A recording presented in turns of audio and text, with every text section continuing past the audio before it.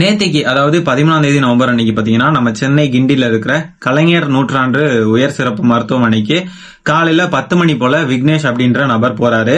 அங்க போயிட்டு அங்க இருக்கிற டாக்டருடைய ரூமுக்குள்ள போயிட்டு, டாக்டருடைய பேர் பாத்தீங்கன்னா பாலாஜி, அவருடைய ரூமுக்குள்ள போயிட்டு கதவை சாத்திக்கிட்டு அவர் கொண்டு வந்திருந்த கத்தி எடுத்து அந்த டாக்டரை சரசரன்னு வெட்டி இருக்காரு. என்ன காரணம்னு பாத்தீங்கன்னா அவருடைய தாயார் புற்றுநோயால பாதிக்கப்பட்டிருக்காங்க. லங்ஸ் கேன்சர் அப்படின்னு சொல்லப்படுது. அவங்க வந்துட்டு ரொம்ப நாளா சிகிச்சை எடுத்துட்டு இருந்திருக்காங்க. அவங்களுக்கு இப்போ ஸ்டேஜ் 4ன்னு சொல்லப்படுது. அவங்க ஸ்டேஜ் 2வா இருக்கிறப்போ இந்த டாக்டரை அவங்க பார்த்திருக்காங்க. நிறைய பிரைவேட் ஹாஸ்பிட்டல்ஸும் போயிருக்காங்க. சில பேர் வந்து இந்த ஹாஸ்பிட்டல்ல ரெக்கமெண்ட் பண்ணிருக்காங்க, இந்த டாக்டர் நல்லா பாப்பாரு அப்படின்னு சொல்லிட்டு. இந்த டாக்டர் கிட்ட ஸ்டேஜ் 2ல தான் வந்து சேர்ந்திருக்காங்கன்னு சொல்லப்படுது. இந்த டாக்டர் பாத்தீங்கன்னா இவங்களுக்கு கீமோ கொடுத்திருக்காரு. கீமோ கொடுத்ததுக்கு அப்புறமா இவங்க வீட்டுக்கு போயிருந்திருக்காங்க. அதுக்கப்புறமா வலி ரொம்ப ஓவரா இருந்திருக்குன்னு நினைக்கிறேன் இப்ப கொஞ்ச நாட்களா. அதுக்கப்புறமா ஒரு பிரைவேட் ஹாஸ்பிட்டலுக்கு போனதுக்கு அப்புறம் அந்த டாக்டர் சொல்லியிருக்காங்க, இதுக்கு முன்னாடி நீங்க எங்க பாத்தீங்களோ அங்க கீமோ கொடுத்ததெல்லாம் தான் பிரச்சனை, அதனால அவங்க தான் தப்பு பண்ணிட்டாங்க, அந்த பழைய டாக்டர் தப்பு பண்ணிருக்காங்கன்னு சொல்லி ஒரு டாக்டர் சொல்லியிருக்காங்க, அந்த பிரைவேட் ஹாஸ்பிட்டல் டாக்டர். உடனேயே இந்த பையன் என்ன பண்ணிருக்கான்னா, இதனால மனம் நொந்து கடுப்பாகி அவங்க அம்மா வந்து கஷ்டப்படுறதெல்லாம் பார்த்துட்டு தாங்க முடியாம அந்த டாக்டர் கிட்ட போய் இத பத்தி கேட்டிருக்கான். அந்த டாக்டர் சரியா ரெஸ்பாண்ட் பண்ணலன்னு சொல்லப்படுது. அதனால கடுப்புல தான் வச்சிருந்த கத்தி எடுத்து அந்த டாக்டரை குத்திருக்கான்னு சொல்றாங்க. இந்த சம்பவத்துல நிறைய பிரச்சனைகள் இருக்கு. என்னன்னு பாத்தீங்கன்னா டாக்டர் மேலயும் சில பேர் குற்றச்சாட்டு சொல்றாங்க. இந்த பையன் மேல குற்றச்சாட்டு கண்டிப்பா இருக்கு. ஏன்னா என்னதான் பிரச்சனை இருந்தாலும் கத்தி எடுத்து கொண்டு போய் குத்துறது அப்படின்றது என்ன பிரச்சனைக்கும் ஏற்புடையது அல்ல. அப்படி டாக்டர் வந்து தவறா சிகிச்சை கொடுத்துட்டாங்க எங்க அம்மாவுக்கு அப்படின்னு அவர் நினைக்கிறார் அப்படின்னா அதை லீகலா ஃபேஸ் பண்ணணும், லீகலா போகணும். ஏன்னா இதெல்லாம் ரொம்ப பெரிய குற்றம். அப்படியே வந்து டாக்டர்ஸ் யாருமே வேணும்னு ஒருத்தவங்க சாகணும் அப்படின்றதுக்காக யாரும் வேலை பார்க்க மாட்டாங்க. ஒரு முடிஞ்ச அளவுக்கு அவங்களால பெஸ்ட்டா ட்ரை பண்ண முடியும், அவ்வளவுதான். அவங்களால என்ன பண்ண முடியும், கண்டிப்பா கேரண்டி கொடுக்க முடியுமா? அந்த அம்மா வந்து ரெண்டாவது பேசுறப்ப சொல்றாங்க, எனக்கு ஸ்டேஜ் 2ல இருந்து என்னைய வந்து இன்க்ரீஸ் பண்ணி விட்டுட்டாங்க இருந்த இதுல இருந்தே அப்படின்னு சொல்லி ரொம்ப வருத்தப்படுறாங்க. அது புரியுது. ஆனா அந்த இடத்துல டாக்டர் வந்து வேணும்னு பண்ணுவாங்கன்னு என்ன நிச்சயம் இருக்கு? அவங்க எதுக்காக அதை வேணும்னு பண்ணணும்? இவங்க மேல ஏதாவது பகையா இல்ல சொத்து தகராறா? எதுக்காக அவர் எதுக்கு இதெல்லாம் ஏதோ பழிவாங்கின மாதிரி பேசுறாங்க? அந்த மாதிரி பேச வேண்டிய அவசியம் இல்லை. ஏன்னா தனக்கு உடல்நிலை வந்து இந்த மாதிரி மோசமாயிருச்சு, தனக்கு ஒரு பிரச்சனை வந்துருச்சு அப்படின்றப்போ அதுக்கு வேற ஆட்கள் யாரும் பொறுப்பேற்க முடியாது. டாக்டர்ஸ் மேல இவ்வளவு வன்மம் எதுக்கு? ஏற்கனவே இங்க பணி சுமை ரொம்ப அதிகமா இருக்கு, அவங்க ரொம்ப கஷ்டப்பட்டு தான் வேலை பாக்குறாங்க. டாக்டர்ஸ் வந்து பத்த மாட்டேங்கிறாங்க, பேஷண்ட்ஸ் நிறைய பேர் வராங்க, டாக்டர்ஸ் வந்து ரொம்ப குறைவான அளவுல தான் இருக்காங்க, அவங்களுக்கு ஏகப்பட்ட பணிச்சுமை ஏற்கனவே இருக்கு. அவங்க எதுக்காக இவங்க வேணும்னு இவங்க சாகணும் அப்படின்றதுக்காக யாராவது வேலை பார்ப்பாங்களா? அதுக்காக அவங்க டாக்டர் படிச்சுட்டு வந்து உட்கார்ந்துட்டு இருக்காங்க. இந்த அம்மா பேசுறத பார்த்தா அப்படிதான் இருக்கு. இதுல வேற இந்த நியூஸ் சேனல்ஸ் எல்லாம் போயிட்டு அந்த அம்மா கிட்ட நீங்க வந்து மக்கள் கிட்டையும் கவர்மெண்ட் கிட்டையும் என்ன கோரிக்கை வைக்கிறீங்க, அவங்க கிட்ட போய் கேட்க வேண்டிய அவசியம் என்ன இருக்கு? அவங்களோட மகன் வந்துட்டு தப்பு பண்ணிருக்கான், அவன் ஒரு குற்றம் செஞ்சிருக்கான், இது ரொம்ப பெரிய தப்பு. ஒரு டாக்டரை வந்து ஹாஸ்பிட்டலுக்குள்ள பட்ட பகல்ல போய் வெட்டிக்கிட்டு வர்றதை எந்த வகையில நியாயப்படுத்த முடியும்? ஒரு கிரிமினல் அஃபென்ஸ் பண்ண ஒரு பையனோட தாய்கிட்ட போயிட்டு நீங்க கவர்மெண்ட்டுக்கு என்ன கோரிக்கை வைக்கிறீங்கன்னா இது என்ன ஜேர்னலிசம்? இது நம்ம உடம்புல ஏற்பட்ட பிரச்சனை, அது நம்மளுக்கு வந்து கிடைச்சிருக்கு, நம்மளுக்கு அப்படி நடக்கணும்ன்றது நடக்குது. அப்போ அது இன்னொரு மனுஷன் எப்படி காரணமாக முடியும்? நமக்கு அந்த வேதனை இருக்கிறதெல்லாம் சரிதான், அதை நம்ம புரிஞ்சுக்கிட்டு நம்ம தான் அமைதியா போகணும். என்ன நடந்தாலுமே வந்து அது நம்ம கையில தான் இருக்கு. இந்த அம்மா சைட்ல இருந்து என்ன சொல்றாங்கன்னு பாத்தீங்கன்னா, நாங்க ஏதாவது டவுட் எல்லாம் கேட்டோம்னா எங்களை வந்து நோட்டு புக்கெல்லாம் தூக்கி போட்டு அடிச்சாரு, இங்கிலீஷ்ல கெட்ட கெட்ட வார்த்தைகள் எல்லாம் பேசி எங்களை திட்டுனாரு அப்படின்லாம் சொல்றாங்க. அப்படியெல்லாம் உண்மையாவே நடந்துருந்துச்சுன்னா அந்த டாக்டர் மேல கண்டிப்பா தவறு இருக்கு. ஆனா அந்த மாதிரிப்பட்ட தவறுகள் நடக்குதுன்றப்போ உடனே வந்து அதை லீகலா போலீஸ் கிட்ட போய் கம்ப்ளைண்ட் பண்றதோ அந்த மாதிரி ஏதாவது பண்ணியிருந்திருக்கணும். அதுதான் சரியான ஒரு வழிமுறையா இருக்குமே ஒழிய சட்டத்தை கையில எடுத்துக்கிட்டு சட்டத்தை ஒரு பொருட்டாவே மதிக்காம அவர் வீட்டுல இருந்து கத்தி எடுத்துக்கிட்டு, அதுவுங்க அந்த கத்தி வந்து காய்கறி வெட்டுற கத்தியாமா, இது வந்து தெரியாம ஏதோ அந்த ஸ்பாட்ல டாக்டர் கூட வாக்குவாதம் வந்து டக்குன்னு வந்து கோவத்துல செஞ்ச ஒரு செயல் கூட கிடையாது. அதுவும் தப்பு தான், நான் அதை என்கரேஜ் பண்ணல. ஆனா வீட்டுல இருந்தே பிளான் பண்ணி கத்தி எடுத்துட்டு வந்து தான் வச்சிருந்த கத்தியை எடுத்துதான் குத்திருக்கான். அப்ப அது எவ்வளவு பெரிய தப்பு? குத்துறது மட்டும் இல்லாம ஹாஸ்பிட்டல்ல அந்த ரூம்ல இருந்து வெளியே வந்து கதவை திறந்துட்டு நடந்து அவர் பாட்டுக்கு போறாரு. அது அசால்ட்டா எதுவுமே தெரியாத மாதிரி அங்க இருந்து பார்த்தவங்க எல்லாம் விரட்டிக்கிட்டு போய் அதுக்கப்புறம் நல்ல வேலை. ஆனா நல்ல விஷயம் என்னன்னு பாத்தீங்கன்னா அங்க இருந்த மக்கள் எல்லாம் ஒன்று சேர்ந்து அவனை புடிச்சு வச்சிருந்திருக்காங்க. அவனுக்கு கொஞ்சம் அடியெல்லாம் விழுந்துச்சு. ஆனா மக்கள் எல்லாம் ஒன்று திரண்டு இதுல ஒன்னா நின்னது ரொம்பவே பாராட்டுக்குரியது. இந்த மாதிரி எல்லா இடத்துலயும் இருந்துட்டீங்கன்னா எவ்வளவு நல்லா இருக்கும். இதுல சில பேர் என்ன கருத்து தெரிவிக்கிறாங்கன்னு பாத்தீங்கன்னா, அவன் பண்ணது தப்புதான், ஆனா அவன் தாய் மேல இருந்த பாசத்துல பண்ணிட்டான். அவன் தப்பு பண்ணதுக்கு காரணம் இந்த ஆட்சி தான் அப்படின்னு சொல்லிட்டு ஆட்சியை குறை சொல்றாங்க. இவனுங்களுக்கு எல்லாம் என்ன பண்ணணும்னு பாத்தீங்கன்னா, ஹாஸ்பிட்டல் கட்டாம கோயில்ல போய் தாயத்து கட்டுன்னு வடக்குல எல்லாம் பண்ணுவானுங்கல்ல, அந்த மாதிரி பண்ணிவிட்டா கரெக்டா இருப்பானுங்க இவனுங்கெல்லாம். அவங்க அந்த அம்மா சொல்றாங்க, என் பையன் எந்த வம்பு தும்புக்கும் போக மாட்டான். ரைட்டு, அதெல்லாம் ஓகே. ஆனா இப்படி கத்தி எடுத்துட்டு போய் வெட்டணும்ன்ற அளவுக்கு ஒரு தைரியம் வருது இல்ல. அந்த டாக்டர் நம்ம வேணும்னு இவங்க ஸ்டேஜ் 2ல இருந்து ஸ்டேஜ் 5க்கு போகணும்னு சொல்லி பண்ண மாதிரியும் அப்படி பண்ணிருந்தாங்க அப்படின்னா அதை நீங்க கன்ஃபார்ம் பண்ணுங்க. அதை கன்ஃபார்ம் பண்ணிட்டு நீங்க லீகலா அவருக்கான தண்டனையை வாங்கி கொடுங்க. அது பாத்துக்கலாம். அவர் உண்மையாவே வேணும்னு பண்ணாரான அந்த மாதிரி எந்த டாக்டரும் வேணும்னு பண்ண மாட்டாங்க. சில பைத்தியக்காரனுங்க, மண்டையில கொஞ்சம் கூட அறிவில்லாத பைத்தியங்கள் என்ன பண்ணிட்டு இருந்தா, விஜய் அவர்களுடைய போக்கிரி படத்துல உள்ள ஒரு சீனை எடுத்து இந்த சீனை பார்த்துதான் அந்த பையன் வந்து கெட்டு போயிட்டான், விஜய் வந்து டாக்டரை இந்த சீன்ல வெட்ட போறாரு, கத்தியை வச்சு மிரட்டிட்டு இருக்காரு அப்படின்னு சொல்லிட்டு அதை எடுத்து ஷேர் பண்ணிக்கிட்டு இருக்கானுங்க. சரி, விஜய் வந்து தெரி படத்துல பாலத்துல இருந்து குதிப்பாரு, கோட்டு படத்துல மெட்ரோக்குள்ள பைக்கை தூக்கிட்டு பறப்பாரு, எல்லாம் பண்ணுவானுங்களா? சேப்பாக்கம் ஸ்டேடியம்ல மேல போய் நின்று சண்டை போடுவாரு, எல்லாத்தையும் பண்ணிக்கிட்டு இருப்பானுங்களா உட்கார்ந்து இருந்து?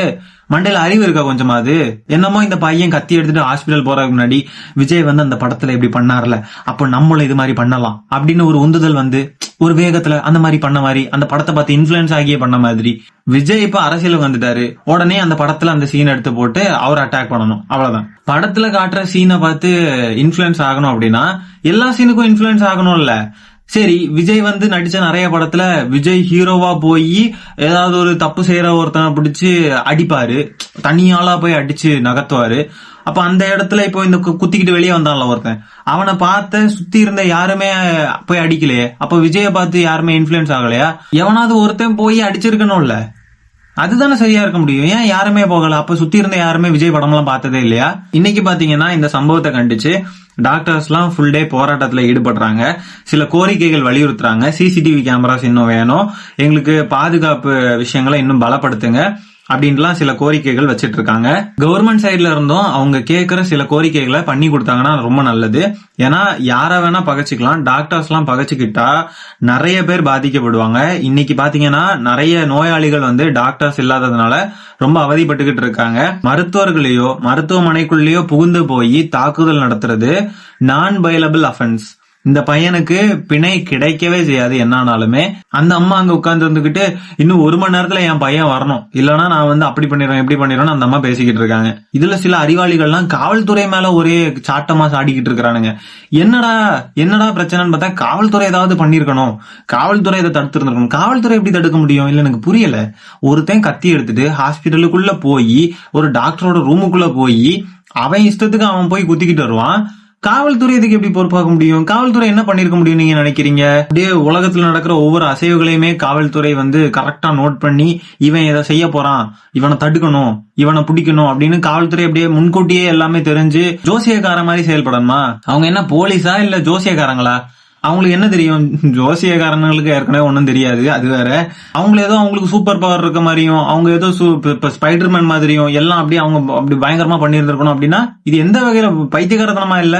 அந்த அம்மா பேசுறப்போ என்ன சொல்றாங்கன்னா, கவர்மெண்ட் என்ன பண்ணிச்சு, எனக்கு என்னோட லங்ஸை திருப்பி தந்துருவாங்களா, கவர்மெண்ட் இது வரைக்கும் என்ன பண்ணிச்சு, என் பசங்களுக்கு என்ன பண்ணிச்சு அப்படின்லாம் கேக்குறாங்க. நான் முதல்வன், புதுமை பெண், தமிழ் புதல்வன், தமிழ் வழி கல்வி இட ஒதுக்கீடு, பன்னாட்டு நிறுவன முதலீட்டு ஈர்ப்பு, இந்த மாதிரி என்ன விஷயத்த தேடி தேடி கொண்டு வந்தாலும் கவர்மெண்ட் என்ன பண்ணிச்சுன்னு கடைசியில கேட்டுருவாங்க. கவர்மெண்ட் என்ன உங்க தனி குடும்பத்துக்கு மட்டும் வந்து இவங்களுக்கு மட்டும் ஏதாவது பண்ணணும் அப்படின்ற மாதிரி ஏதாவது பண்ண முடியுமா? ஒவ்வொரு குடும்பத்துக்கும் தனித்தனியா ஏதாவது பண்ணிட்டு இருக்க முடியுமா? என்ன கேள்வி இது? இவங்க ஒரு சாம்பிள் தான். நாம் தமிழர் கும்பல் வந்துட்டு போய் தெருவா மேடை போட்டு ஒரு வெறுப்பு பிரச்சாரத்தை உமிழ்றாங்கல்ல, இவங்கெல்லாம் இந்த மாதிரிப்பட்டவங்க சாம்பிள்ஸ் தான். அவங்களோட பேச்சுக்கு நல்ல மயங்கி போய் இப்படிதான் பேசுவாங்க. கவர்மெண்ட் என்ன பண்ணிச்சுன்னு கேட்கதான் செய்வாங்க. இதுல எல்லாம் ஆச்சரியப்பட ஒண்ணுமே இல்ல. இனிமே கவர்மெண்ட் என்ன தெரியுமா பண்ண முடியும்? உங்க பையனை கொண்டு போய் ஜெயில போட்டு வெளியவே வர முடியாத அளவுக்கு இருக்க வைக்க வேண்டியதுதான். இதுதான் கவர்மெண்ட் பண்ண முடியும். அந்த பையன் வந்துட்டு குத்திக்கிட்டு ரொம்ப கேஷுவலா நடந்து போறானே, அது யாரும் வந்து ஒரு தவறு செஞ்சுட்டு இப்படி கேஷுவலா எல்லாம் நடந்து போயிட மாட்டாங்க. ஏன்னா ஒண்ணு பதட்டத்துல அப்படியே இருப்பாங்க, இல்ல ரொம்ப திமிரா போறான்னா அவனுக்கு பின்னாடி ஒரு சக்தி ஏதோ ஒண்ணு இருக்கு, அந்த சக்தி நம்மளை காப்பாத்தும் அப்படின்ற ஒரு எண்ணம் இருந்திருக்குல்ல. அந்த சக்தி யாரு, இதுக்கு பின்னாடி யாரு இருக்காங்க அப்படின்ற கேள்விகள்லாம் மக்கள் எழுப்பிக்கிட்டு இருக்காங்க. இப்போ இருக்கிறதுலயே பெஸ்டான கீமோதெரப்பி கொடுக்கணும் அப்படின்னா கூட அது கேன்சரை முற்றிலுமா கியூர் பண்ணிடும்னு சொல்ல முடியாது. அதெல்லாம் ரொம்ப ரொம்ப எக்ஸ்பென்சிவும் கூட. இவங்களால அதை அஃபோர்ட் பண்ண முடியாத நிலைமையில இருக்காங்கன்றத நம்ம புரிஞ்சுக்கலாம். ஆனா கவர்மெண்ட் அந்த மாதிரிப்பட்ட கீமோதெரப்பி ட்ரீட்மெண்ட்ஸையும் ஃப்ரீயா கொடுக்கணும் அப்படின்னு நினைக்கிறது ஒரு முட்டாள்தனம் தான். கண்டிப்பா கவர்மெண்டால கொடுக்கவும் முடியாது. அவங்க என்ன சொல்றாங்கன்னு பாத்தீங்கன்னா, என் நுரையீரல் இந்த டாக்டர் கொடுத்த கீமோனாலதான் பாதிக்கப்பட்டுருச்சு, என் பையன் கத்தி எடுத்து குத்துனதுக்கு சொல்றீங்கல்ல, என் நுரையீரல் பாதிக்கப்பட்டதுக்கு நீங்க என்ன சொல்லுவீங்க, என்ன பதில் வச்சிருக்கீங்க அப்படின்னு சொல்லிட்டு கேக்குறாங்க. அதுவும் 18 நாள்ல கேன்சரை குணப்படுத்தல அப்படின்னு சொல்லிட்டு குற்றச்சாட்டு வைக்கிறாங்க. இது எவ்வளவு பெரிய அறிவின்மைன்னு புரியுதா உங்களுக்கு? அதை பத்தின புரிதல் கூட இல்ல. ஒண்ணு டாக்டரை தெய்வமா மதிக்கிறது, இல்லனா கொலைவரி தாக்குதல் நடத்துறது. இதுல ரெண்டுல ஏதாவது ஒரு கேட்டகரியில தான் இருக்காங்க. டாக்டர்ஸ் மேல ஏன் இப்படி கொலைவரி தாக்குதல்னு பாத்தீங்கன்னா, அது உயிர் சம்பந்தப்பட்ட மேட்டர் அப்படின்றதுனால அவங்கள ஈஸியா அட்டாக் பண்ண தோணுது. இப்போ ஒரு ஆட்டோக்காரன் காசு 50 ரூபா அதிகமா கேட்டான் அப்படின்றப்போ கோவம் வர்றது இல்ல, ஹோட்டல்ல சாப்பாடு நல்லா வர்றதுக்காக அவங்கள போய் கொல்றது இல்ல. கோவம் மட்டும்தான் வரும், ஆனா கொல்ற லெவலுக்கு போக மாட்டோம். ஆனா டாக்டரை அந்த மாதிரி பண்ண தோணுதுன்னா இது உயிர் சம்பந்தப்பட்டது, பயங்கரமான எமோஷன்ஸ் எல்லாம் சம்பந்தப்பட்டது, நம்மளோட ரொம்ப கனெக்டடான பீப்புளுக்கு ஏதோ ஒண்ணு நடக்குது அப்படின்றப்போ அதை தாங்க முடியாம அது இவங்களாலதான் அப்படின்னு நினைக்கிற ஒரு அறியாமையான ஒரு மனசு தான். அந்த மாதிரி ஒரு சிச்சுவேஷன் நமக்கு வருதுன்னு சொன்னா அதை ஈஸியா புரிஞ்சுக்கணும். அது டாக்டர்ஸ் மேல நம்ம எந்த தப்புமே சொல்ல முடியாது. அவங்க என்ன பண்ணுவாங்க, கீமோதெரப்பி கொடுத்தா அதுக்கான சைடு எஃபெக்ட்ஸ் இருக்கதான் செய்யும்ன்றத புரிஞ்சுக்கிட்டு தானே நம்ம அதுக்காக நம்ம ஓகேவாவே இருக்கோம். அதுக்கான சைடு எஃபெக்ட்ஸ் நடக்கதான் செய்யும். எதுவா இருந்தாலுமே அவங்களால முடிஞ்சதை ட்ரை தான் பண்ண முடியும். எதுவுமே எங்களால 100% பண்ணிட முடியும் அப்படின்னு சொல்ல முடியாது. ஒரு சாதாரணமா ஒரு காரை எடுத்துக்கிட்டு போய் ஒரு பிரச்சனைன்னு சொல்லி மெக்கானிக் கிட்ட விட்டாவே மெக்கானிக் சரி பண்ணி தருவாங்க. அதுக்கு பிறகும் திடீர்னு நம்ம நினைச்ச மாதிரியே இல்லாம சின்ன சின்ன சத்தங்கள் வரும். அது ஒரு மிஷினுக்கே நம்மளால கரெக்டான ஒரு சொல்யூஷனை கொடுக்க முடியல. சில இடங்கள்ல எல்லாம் கரெக்டா எல்லாத்தையுமே சரி பண்ணி தந்துட முடியல. அப்படி இருக்கிறப்போ மனுஷனுக்கு எந்த நேரம் எப்படி இருக்கும், என்ன ஆகும், இதெல்லாம் அதையும் தாண்டி டாக்டர் கிட்ட போய் அதை கியூர் பண்ண பார்த்து அது கியூர் ஆகல, இல்ல அது இன்னுமே ஏதாவது பிரச்சனை ஆயிடுச்சுன்றப்போ அதுக்கு டாக்டர்ஸ் நம்ம குறை சொல்லி ஒண்ணுமே பண்ண முடியாது. அப்படி டாக்டர்ஸ் ஏதாவது வேணும்னு பண்ணாங்கன்னா லீகலா மட்டும்தான் போகணும். Violence is never an answer. எக்காரணம் கொண்டும் யாரையுமே நம்ம வன்முறையில ஈடுபட்டு அவங்கள நம்ம கொல்றதுக்கோ இந்த மாதிரிலாம் பண்றதுக்கு எக்காரணம் கொண்டும் உரிமை கிடையாது. சோ இந்த சம்பவத்தை பத்தி நீங்க என்ன நினைக்கிறீங்கன்றதை கமெண்ட்ல பதிவு பண்ணுங்க. மீண்டும் அடுத்த வீடியோல சீக்கிரமா உங்களை சந்திக்கிறேன். நன்றி, வணக்கம்.